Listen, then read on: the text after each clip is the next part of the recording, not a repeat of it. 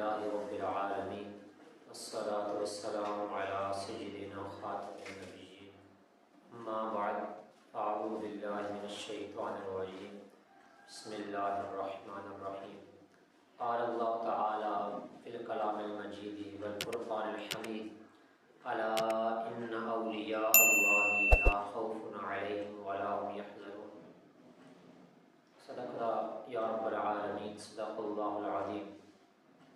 تمام صاحب مل کے پڑھیں الصلاۃ والسلام علیک یا رسول اللہ وعلی آلک واصحابک یا حبیب اللہ، الصلاۃ والسلام علیک یا نبی اللہ وعلی آلک واصحابک یا نور اللہ۔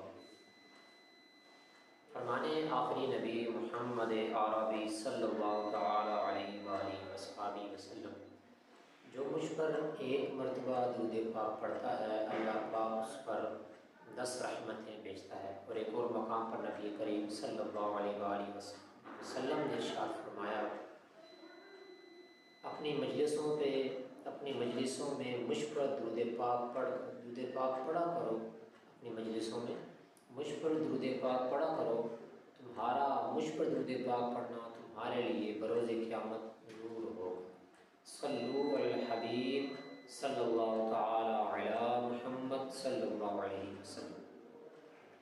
پیاروں، پیارے پیسائیں بھائیوں، جیسا کہ حضور غوث پاک رحمۃ اللہ علیہ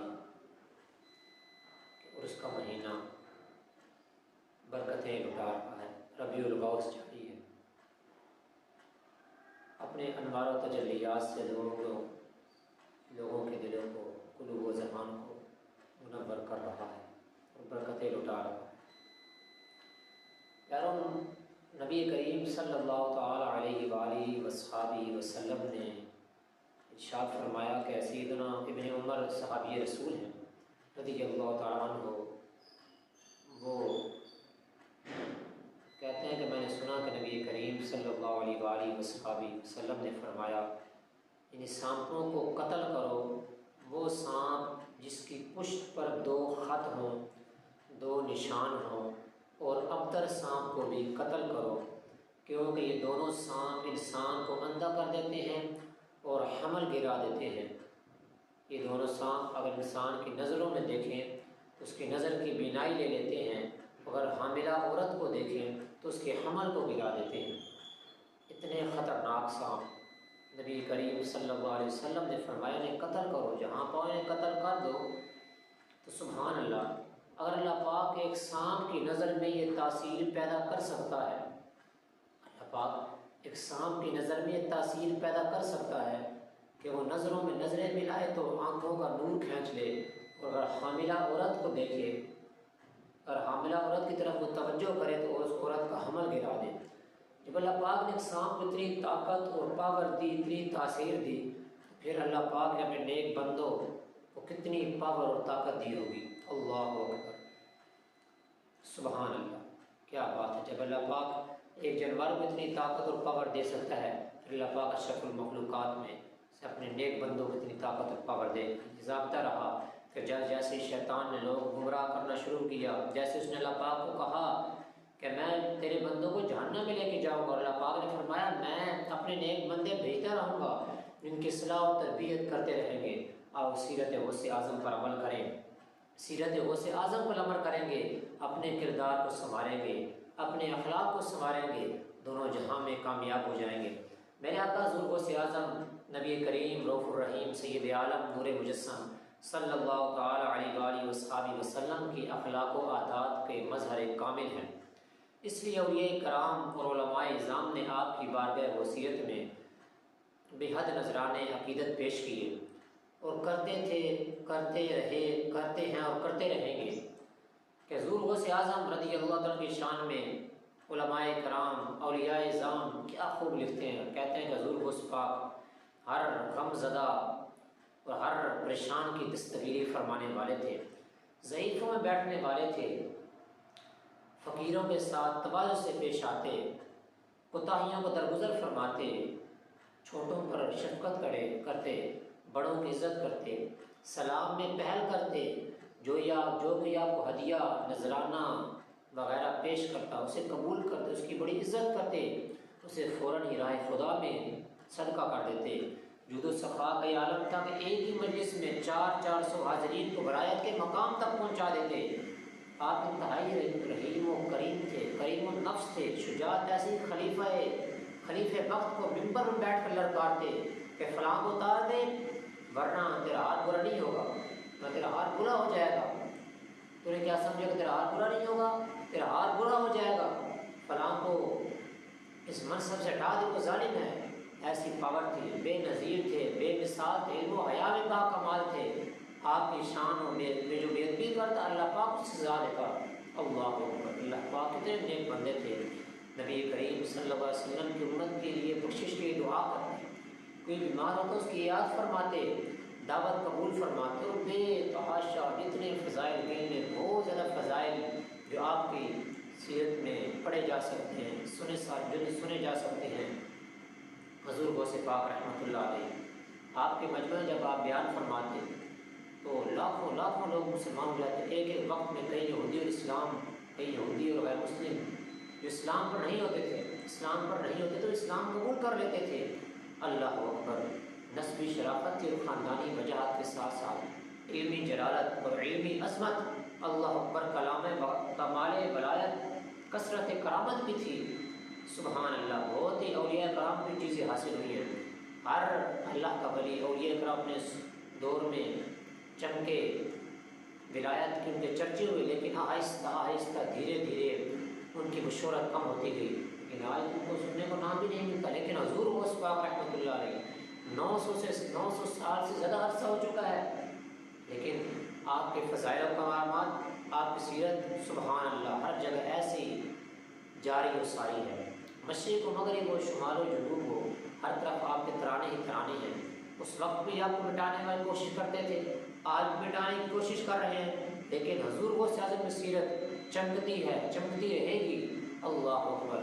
اعلی حضرت امام محمد رضا خان رحمۃ اللہ علیہ آپ کیا خوب لکھتے ہیں، آپ لکھتے ہیں تو گھٹا ایسے کسی کے نہ گھٹا ہے نہ گھٹے، تو گھٹا ایسے کسی کے نہ گھٹا ہے نہ گھٹے، جب بڑھائے تجھے اللہ تعالیٰ تیرا، سورج اگلوں کے چمکتے تھے چمک کر ڈوبے، اف کے نور پر ہے مہر ہمیشہ تیرا۔ اللہ اکبر۔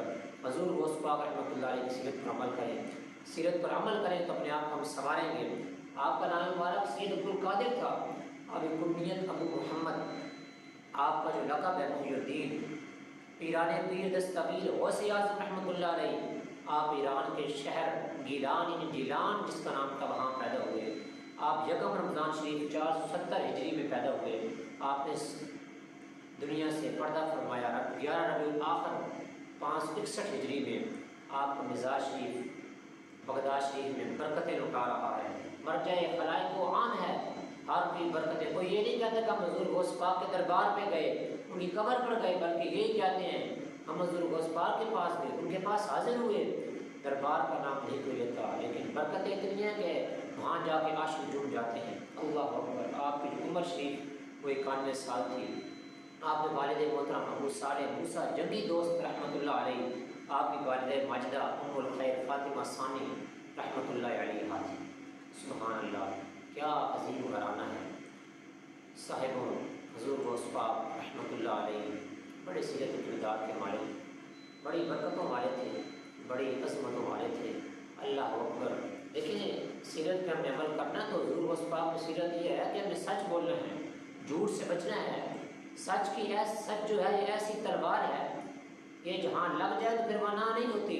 سچ میں ایسی برکتیں ہیں، ہمیشہ سچ کا دامن ساتھ رکھیں تو دونوں جہاں میں کامیابی اور کامرانی ہمارے ساتھ ہوگی۔ ایک مرتبہ سچ بولیں گے تو پھر آپ کو شاید اور ڈر خوف نہیں رہے گا کہ آپ نے وہ کوئی خطرہ ہے، بلکہ جھوٹ بولنے میں خطرات اٹھلاتے ہیں، لیکن ہمیشہ سچ کا ساتھ دیں۔ لیکن سچ کی کتنی پاور ہوتی ہے کہ حضور غوث پاک نے بچپن سے ماں نے آپ کو نصیحت کی تھی کہ بیٹا سچ بولنا ہے، سچ کا ساتھ نہیں چھوڑنا، تو اس نصیحت کی برکت سے اللہ پاک نے آپ کو کتنا بڑا مرتبہ دیا۔ بنیاد سچ کی تھی، اوپر بلڈنگ آپ نے کتنی بڑی کھڑی کر دی، تقویٰ کی، اور کتنے آپ نے بہترین سیرت کے کارنامے ہیں، لیکن بنیاد کا ہے سچ۔ حضور غوث اعظم رضی اللہ عنہ واقعہ جو مشہور و معروف، 18 سال کی عمر تھی، والد ماجدہ سے آج اجازت لی، اماں جان میں نے تعلیم حاصل کرنی ہے۔ والد ماجدہ نے اپنے بیٹے کو اجازت دی، فرمایا بیٹا تجھے میں دیکھوں گی بھی کیا ہوتا ہے، اللہ اکبر، کیا تیری زیارت نہ کر سکوں گی؟ آپ جو قافلہ جا رہا تھا آپ اس میں شامل ہوئے، تقریباً 400 میل کا سفر تھا۔ کچھ قافلہ جب ہمدان نامی شہر سے آگے بڑھا تو چوروں نے گھیر لیا، اور چوروں نے پوچھا، ہر کسی چیکنگ کر رہے ہیں، پوچھ رہے ہیں تیرے پاس کیا ہے، تیرے پاس کیا ہے، تیرے پاس کیا ہے، سب سے مال اسباب لوٹ رہے ہیں۔ لیکن جب اس بچے کے پاس پہنچے، آپ کے 18 سال عمر ہے، حضور غوث پاک رحمۃ اللہ علیہ کے پاس پوچھا بچے تیرے پاس کیا ہے؟ تو کہا میری گدڑی میں 40 دینار سلے ہوئے۔ چور نے سمجھا مذاق کر رہا ہے، 1 آئے، 2 آئے، 3 آئے، 4 آئے، چور آتے گئے پوچھتے گئے، لیکن آپ کا جواب یہ میرے پاس 40 دینار میرے پاس موجود ہیں، لیکن جان کا بھی خطرہ ہے، قافلے کی جان کا بھی خطرہ ہے، لیکن جھوٹ ہے نہیں بولا، سچ کا دامن ہمیشہ تھامے رکھا۔ جب وہ اپنے مالک کے پاس پہنچتے ہیں بچے کو لے کے، تو مالک کے سامنے مالک پوچھتا ہے ہاں بچے تیرے پاس کیا چیز ہے؟ کہتا ہے 40 دینار ہیں، میری گدڑی میں سلے ہوئے ہیں، میری والدہ نے سیے ہیں۔ اللہ اکبر۔ مالک نے جب چوروں کو حکم دیا کہ دیکھ، تو چوروں نے جب دیکھا تو واقعی 40 دینار تھے۔ وہ مالک جو چور تھا ان چوروں کو کہتا ہے جب ایک بچے نے اللہ پاک کی اطاعت کرتے ہوئے جھوٹ نہیں بولا تو میں اس خدا کا بندہ ہوں کہ میں چوریاں کر رہا ہوں، لوگوں کو تکلیف پہنچا رہا ہوں، تو جھوٹ میں کیسے بول رہا ہوں؟ اس نے خوف خدا سے توبہ کی اور بہت بلند مرتبے پہ وہ فائز ہو۔ جتنے بھی ساتھ دوسرے چور تھے وہ بھی تمام اپنے وقت کے بری بنے۔ اللہ اکبر۔ دیکھیں سچائی کا دامن ہاتھ سے نہ چھوڑا۔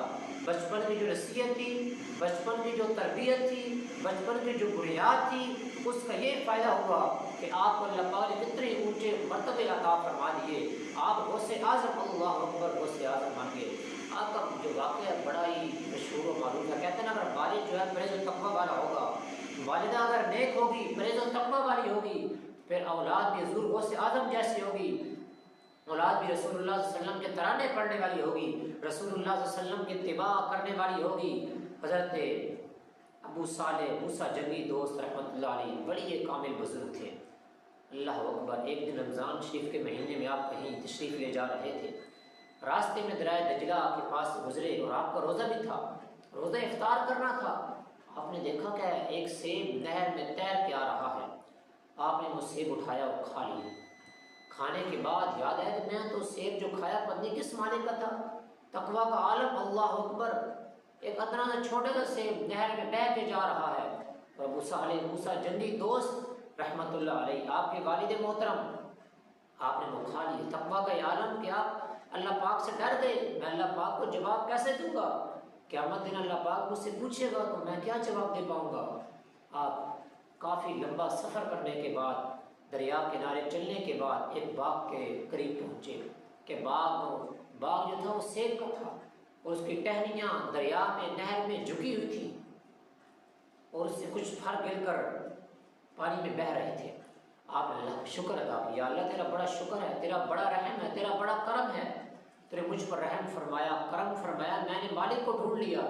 آپ مالک کے پاس جاتے ہیں، مالک کوئی عام شخصیت، وہ بھی اللہ کے بہت بڑے ولی تھے، عبداللہ سمعی رحمۃ اللہ علیہ۔ جب آپ نے ابو صالح موسیٰ جنگی دوست رحمۃ اللہ علیہ نے عرض کی حضور معاف کر دیجئے، آپ کے باغ کے ایک سیب تہر کے جا رہا تھا اور میرا روزہ تھا، میں نے افطار کر لیا۔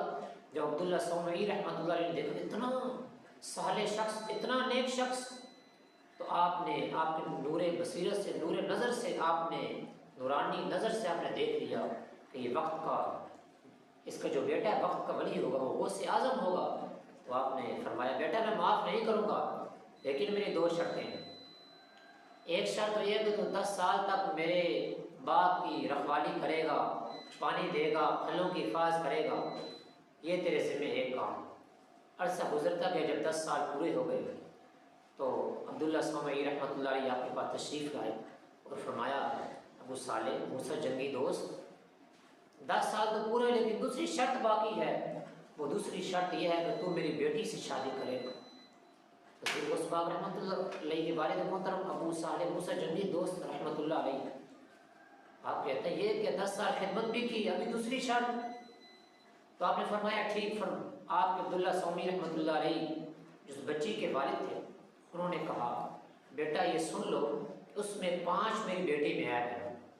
نمبر 1 وہ اندھی ہے، نمبر 2 وہ گونگی ہے، نمبر 3 وہ بہری ہے، نمبر 4 وہ لنجی ہے، نمبر 5 وہ لولی ہے۔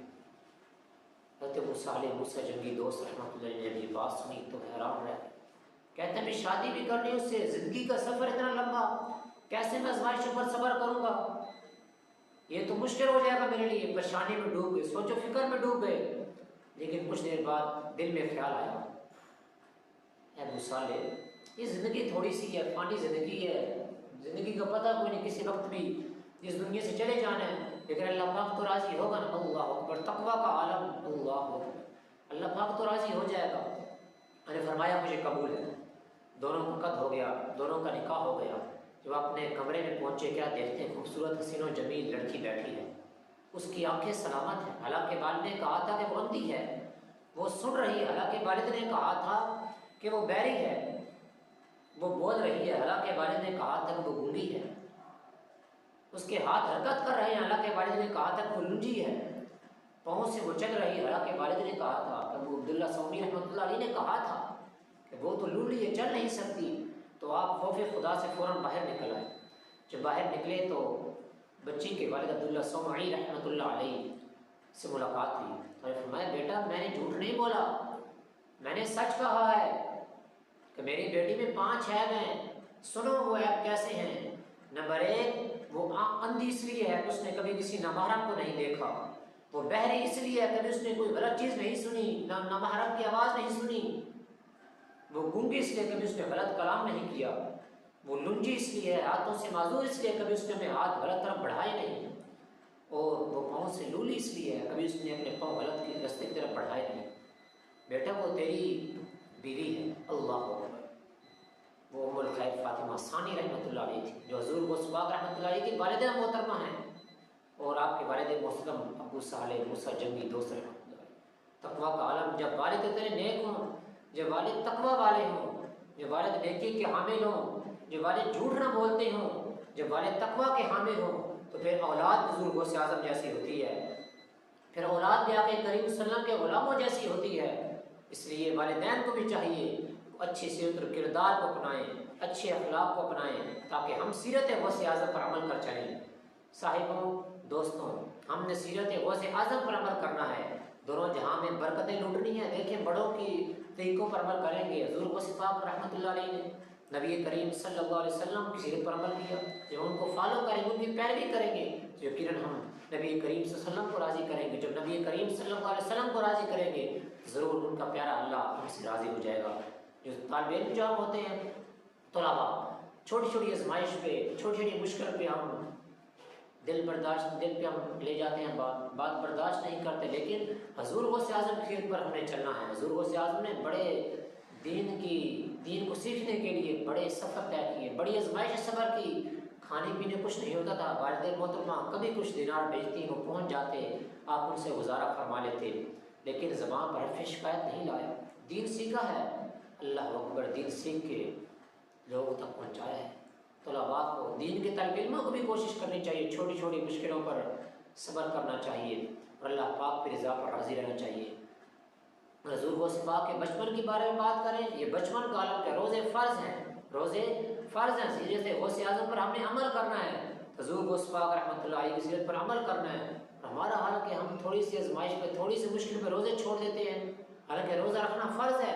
حضور غوث اعظم رحمۃ اللہ علیہ پیدا ہوئے، پیدا ہوتے ساری اپنے روزہ رکھا، سورج طلوع ہونے سے لے کر آپ غروب ہونے تک دودھ ماں کا نہیں پیتے تھے۔ یا آپ نے تا قیامت اپنے غلاموں کو ایک نصیحت دے دی، ایک بات بتا دی کہ میرے غلاموں، میں نے بچپن میں روزہ نہیں چھوڑا اور تم بڑے ہو کر روزے چھوڑتے ہو، کبھی اللہ پاک کی نافرمانی نہ کرنا، اللہ پاک کے ہمیشہ اطاعت کرنا، رہے پابند احکام شریعت ابتدائی سے، رہے پابند احکام شریعت ابتدائی سے، نہ چھوٹا شیر کھاری میں بھی روزہ غوث اعظم کا۔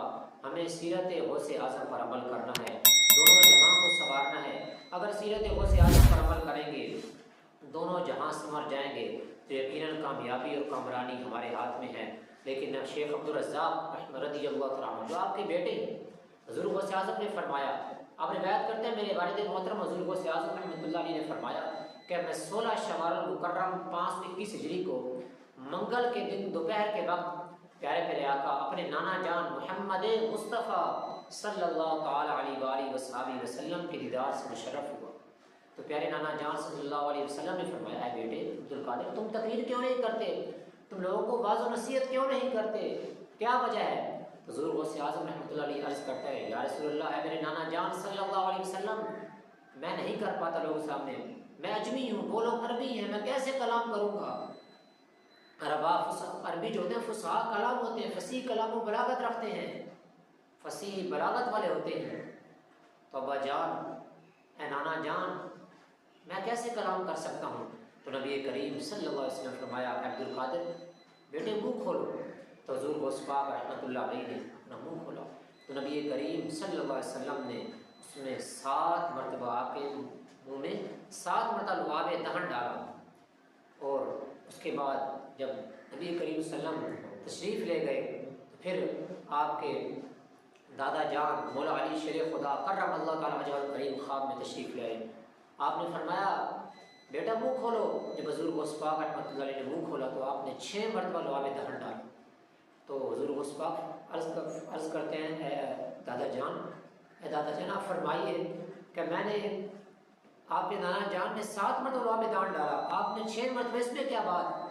تو مولا علی شیر خدا کرم اللہ تعالیٰ وجہ الکریم نے فرمایا، میں نبی کریم صلی اللہ علیہ وسلم کے برابر تو نہیں ہو سکتا، وہ تو آقا ہے، میں تمہارا غلام ہوں۔ تو جب مولا علی شیر خدا رضی اللہ تعالیٰ عنہ نبی کریم صلی اللہ علیہ وسلم کو اپنے برابر نہیں سمجھتے، اپنے برابر خیال نہیں کرتے، تو آج کل کے لوگ جو شیطان ذہن میں وسوسے ڈالتا ہے کہ نبی کریم صلی اللہ علیہ وسلم ہمارے برابر ہے، ہماری طرح ہے، تو یہ کیسے ہو سکتا ہے؟ جب صحابی رسول، آپ داماد رسول نبی کریم صلی اللہ علیہ وسلم کے پیارے مولا علی شیر خدا تصور نہیں کر سکتے، تو پھر آج کل کے لوگ کیسے تصور کرتے ہیں؟ سیرت غوث اعظم پر عمل کریں پیاروں، نمازوں کی پابندی کریں، نماز کو کبھی نہ چھوڑیں، دونوں جہاں میں کامیابی کے لیے نماز پڑھنا ضروری ہے۔ حضور غوث اعظم نے بڑی نصیحتیں فرمائیں، آخر میں بتاتا چلتا ہوں، حضور غوث اعظم رحمۃ اللہ نے فرمایا کہ نماز کو قائم کرنا ہے، نماز کو نہیں چھڑنا، اتنی خصوصی تاکید فرمائی۔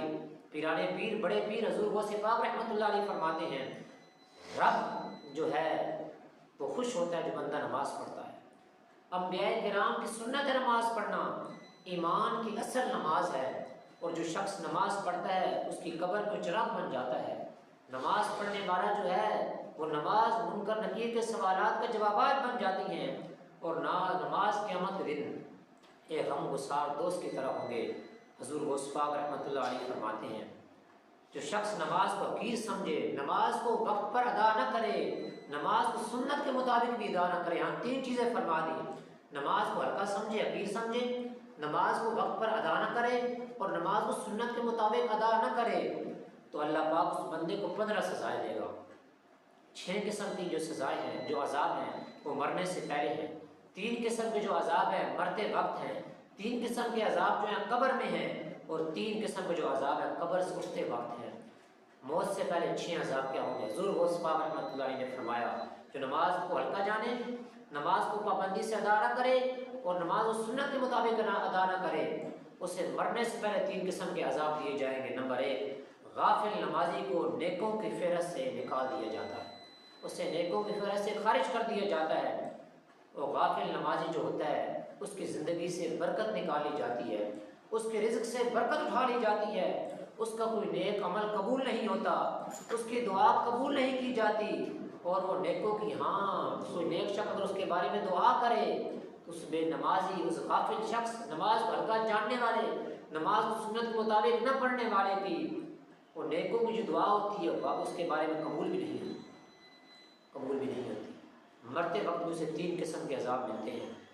غافل جو نمازی ہے موت کے وقت پیاسا مرتا ہے، حالانکہ اس کے پورے منہ میں سارے سمندروں کا پانی ڈال دیا جائے پھر بھی وہ پیاسا ہی مرتا ہے، اس کی موت اچانک ہوتی ہے، اس کو توبہ استغفار کا فرصت نہیں ملتی، موقع نہیں ملتا، اس کے کندھوں پر دنیاوی چیزوں کا بوجھ اس قدر ہوگا کہ وہ جل ہو جائے گا، اس کی روح بڑی مشکل سے قبض ہوتی ہے۔ وہ قبر کے اندر 3 عذاب کون سے فرمایا، قبر اس پر تنگ کر دی جاتی ہے، قبر میں زبردست اندھیرا ہوتا ہے، اور منکر نکیر کے سوالات کو جوابات نہیں دے پاتا۔ قبر سے اٹھنے پر بھی اس سے 3 عذاب ہیں۔ اللہ پاک اس سے بڑا ناراض ہوگا، اس سے حساب کتاب بڑا سخت ہوگا۔ اللہ پاک کے دربار سے اس کی واپسی دوزخ کی طرف ہی ہوگی۔ حضور غوث پاک رحمۃ اللہ علیہ جو فرمودات ہیں یہ بڑے خزانے ہیں، یہ ہیرو جواہرات سے قیمتی ہیں۔ آپ سیرت پر عمل کرنا ہے، آپ سے محبت کرتے ہیں، محبت کے دعوے کرتے ہیں، تو آپ کی سیرت پر عمل کرنا ہے، آپ کے فرمانوں پر عمل کرنا ہے۔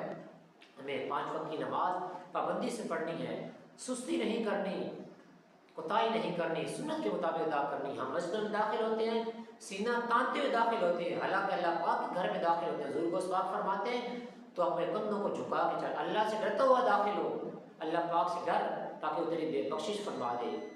آپ مثال دیتے ہیں جب بندہ اللہ پاک کے گھر میں داخل ہوتا ہے، اللہ پاک کیسے خوش ہوتا ہے؟ جب ایک والد ایک بھائی بڑے عرصہ گھر سے دور رہا، بڑا عرصہ بڑے عرصے بعد گھر آئے، گھر والے بڑے خوش ہوتے ہیں، خوشیاں مناتے ہیں۔ جب بندہ 5 نمازوں میں جب بھی اللہ پاک کے گھر میں داخل ہوتا ہے تو اللہ پاک اس طرح ہر مرتبہ خوش ہوتا ہے جیسے بندہ اتنے عرصے بعد اللہ پاک کے گھر میں آ رہا ہے۔